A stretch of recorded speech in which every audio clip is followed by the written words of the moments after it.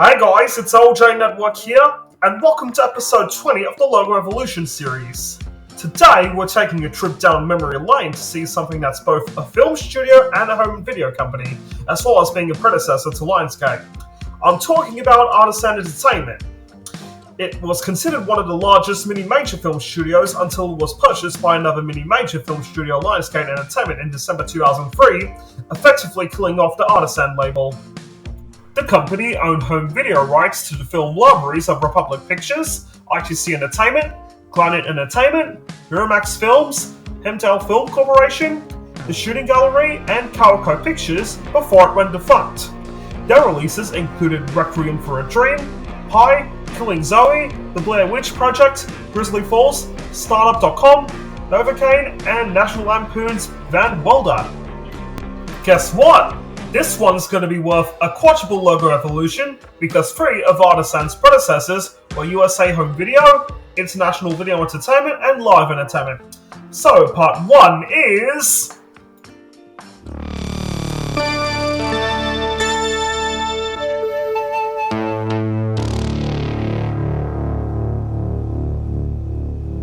Now I get to share with you some background info about it.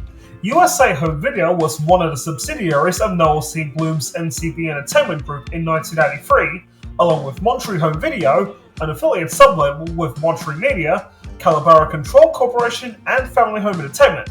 Now, don't get confused with U.S.A. Home Entertainment, which was the successor to Polygram Video as well as the predecessor to Universal Studios Home Video. This is the only logo I had so far. It's called the Blue Laser, and it was in use between 1993 and 1997. I have 2 clips. There's an extended version with the FBI warning screen,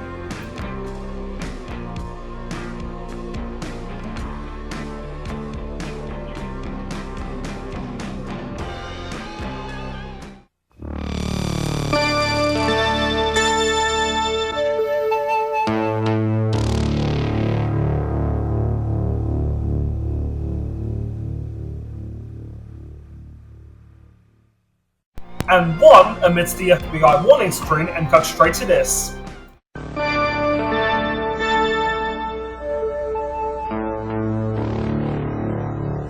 While this was the company's first logo, it's a rather primitive one to begin with animation reminiscent of an Apple II computer. But it gets better and kinda worse from here. Part 2, U.S.A.'s successor is...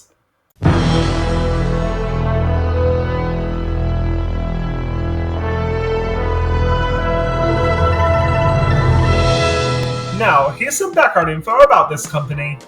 International Video Entertainment, or IVE for short, was formed in 1994 after both U.S.A. and FHE were consolidated and merged into it, with more sub-labels joining the studio, and the U.S.A. branding continued to be used until 1997, when Calico Pictures bought out IVE. Its brands included Thriller Video, Adventure Video, U.S.A. Home Video, which I've already showed you, Family Home Entertainment, Monterey Home Video, U.S.A. Sports Video, The Video Late Show, King B Video, and Radio Vision Video. In 1997, Bloom sold his IVE company to Calico Pictures, while Bloom launched Celebrity Home Entertainment on its own, with Monterey leaving IVE and joining Fry's. Also that year, the company bought out its assets and titles of Vista Home Video, which is owned by the Vista organization. Alright, that's enough of that, and now it's time to show off 3 logos that they had. Here's the first one, which is going to be called the IVE Grid. It was used from 1995 to 1999.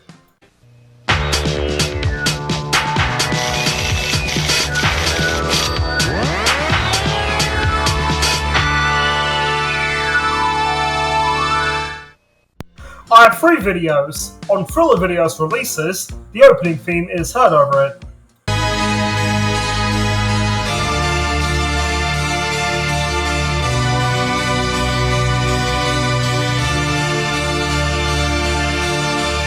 Sybil Danning's Adventure Video titles use the ending theme.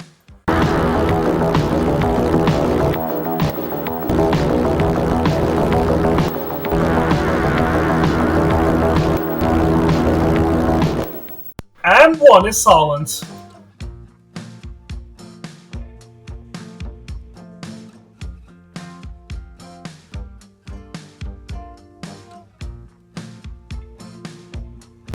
This logo is a favourite of many, mostly due to its music score as well as the animation itself, having been looking like it's from a random video game. Up next is another logo from IVE that must be good as this. Called the IVE Grid 2, it was used from 1998 to 1991. I have two videos and both of them have different theme tunes. From 1988 to 1989, there's a 6-note synthesized tune, followed by 2 pairs of synthesized trumpets and an orchestral hit. A warbling synth flourish placed behind the whole thing. This is stock music, but the source is unknown.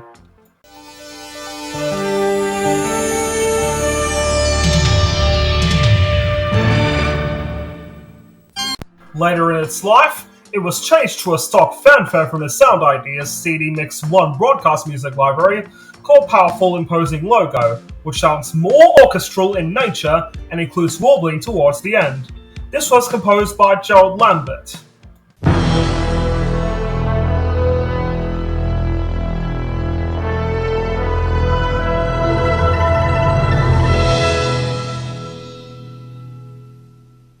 It's good, or should I say pretty decent, as it's made using stock graphics, although it's not as good as the previous one, but a bit wider in distribution.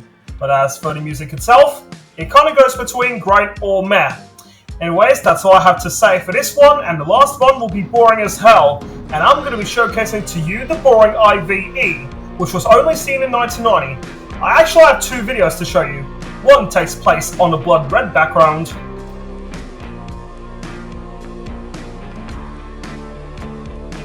and another one takes place on a black background and it's zoomed in a bit, which appears on Music Box.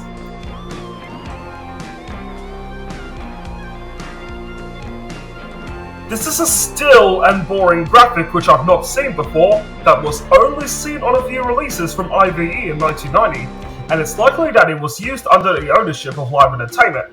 Okay, so those are the 3 logos I've covered for IVE, and we're going to move on to part 3, which is...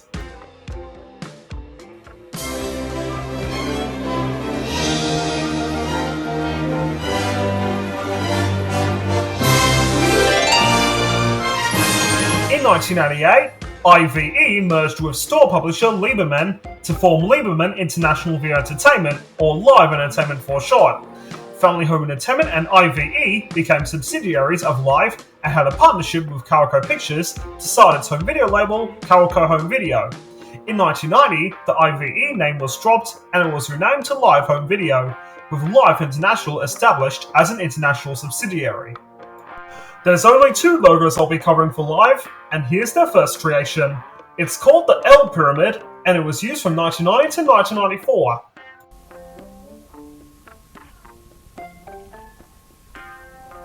I have a variant where the logo appears with exclusively distributed by above it, and below it is a byline. This was mainly used on Calico's home video releases at the time.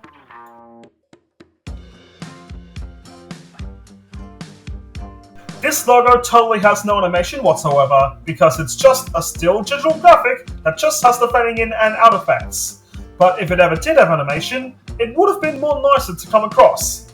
Speaking of it, the next one came out in 1994, and it does need some animation, which I'll show you why. The second and final logo from Live is called the L Pyramid 2, and it was used until it was renamed in 1998. I have 8 videos in total. When it first came out, it was silent, and also the word home video is shown underneath it.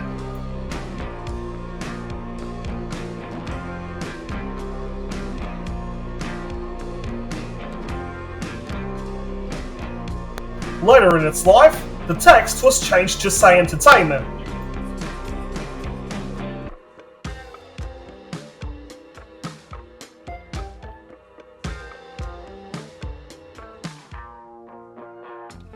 Shortly after, the animation was enhanced with a different ending, and it now has the fanfare. There's 2 different fanfares. From 1995 to 1997, there's a semi-ominous synth thing that turns more triumphant at the end, with slow to fast ascending sounds. This was composed by Matthew Kaczynski, or whatever his last name, cannot pronounce that.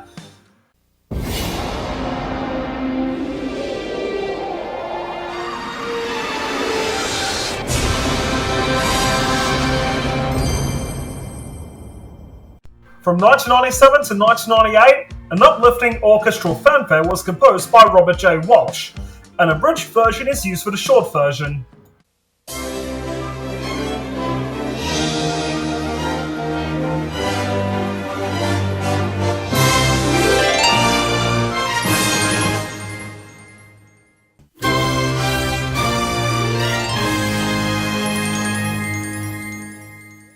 The short version is the same as before, but silent.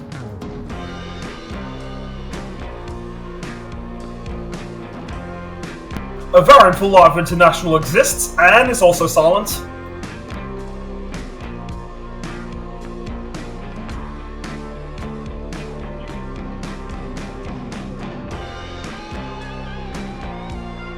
On DVD releases, when they first arrived at the time, the logo is extended. This is the last clip I'm going to play before we move on.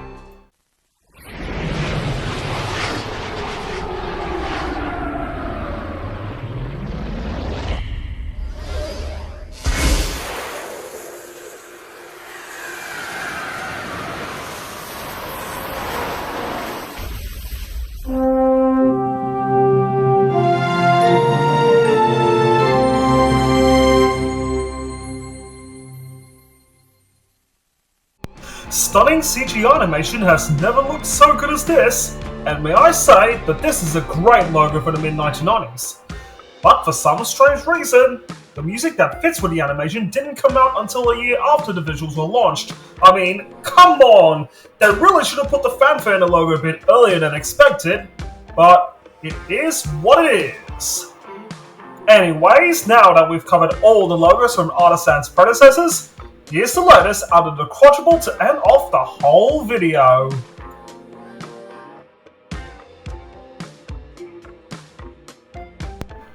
That's what I'm talking about! Now for some more background information about it. In 1997, Live Entertainment was bought out by Bain Capital and rebranded the company as this in April 1998 in order to disassociate the company with mediocre titles and the controversies that followed the highly publicized Menendez murders. Before Lionsgate discontinued the company, this is the only on-screen logo that Artisan had so far. It's called the Artisan Box, and it was used from 1998 to 2005. I have 7 clips to go along with. The early variant with a different scenario is what's on screen now.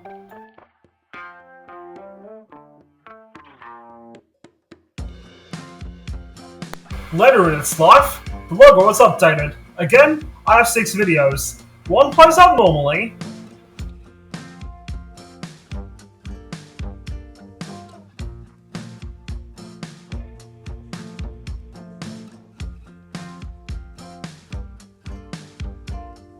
Two are released by, which in fact is the closing logo.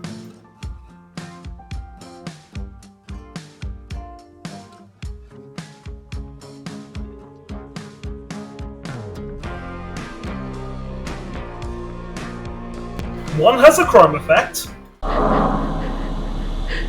One has a URL underneath the logo.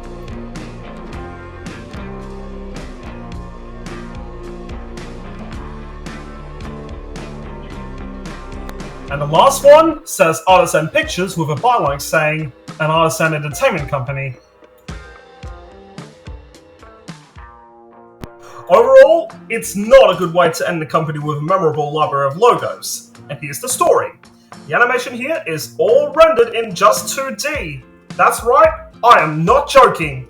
Why could they bother making a CGI logo? It's just a useless piece of crap where the logo just zooms in and stops here after a few seconds.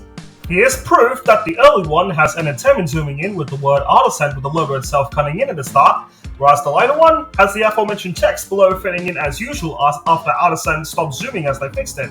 Again, why could they ever make a logo in CGI? This was 1998 we're talking about. Universal Pictures made their first CGI logo a year before, so why couldn't these guys try it out? Also, unlike its predecessors, this one has no fanfare, but rather silent. My thoughts on it? I actually don't dislike it that much. So, if any of you logo fanatics like, dislike, or hate this logo, or you don't really care much for it, then I respect your thoughts and prayers. But they did, however, use visuals in CGI for the 2003 Artisan Home Entertainment logo. And that, my fellas, will be my last Logo Evolution video for 2024. because judging by my mental health and well-being, only 6 of them were made for this year because I was way too busy with other things, such as my big THX project, which is now cancelled, thank God for that, watching and reviewing lots of movies and shows, and working at Hoyts every Wednesday and Thursday. But 2025 will see lots more logo evolutions being produced, and will show no signs of breaks. So, do you like the content? Make sure to comment, subscribe, and smash that like button. After you've done it, you'll be notified when a new video is on my channel. Also, to avoid overextension, no requests for any other logo evolutions will be taken because they can be done randomly. Thank you all very much for watching this video, and I'll see you guys in 2025. Goodbye, and Happy New Year!